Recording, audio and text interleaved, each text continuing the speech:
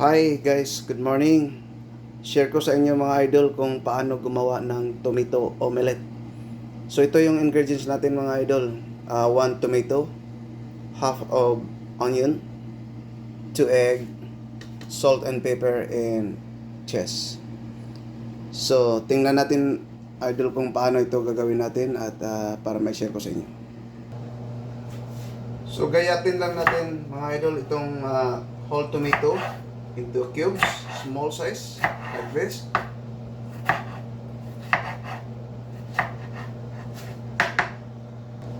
Siyempre, bibiyakin natin mga idol yung 2 egg.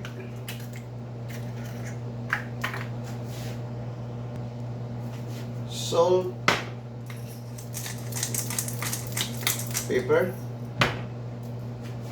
At lagyan na natin ng butter mga idol yung ano.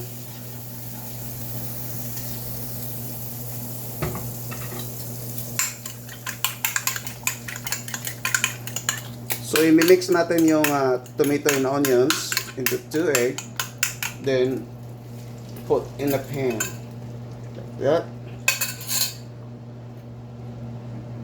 So lower heat lang mga idol. So lagyan natin ng cheese mga lodi.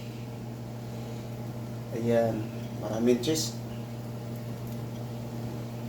Pag nag-melt na yan, okay na yan mga idol. Butter toast. Yan na yung loads, oh. Melt na siya. Ito na loads, na-operating na. At yan, ilalagay natin yung toasted bread. And ready to eat. Ganito lang mga idol, kasimple yung tomato omelette.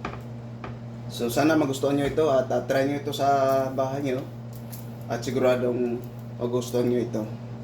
Okay idol, yan lang at have a nice day to everyone.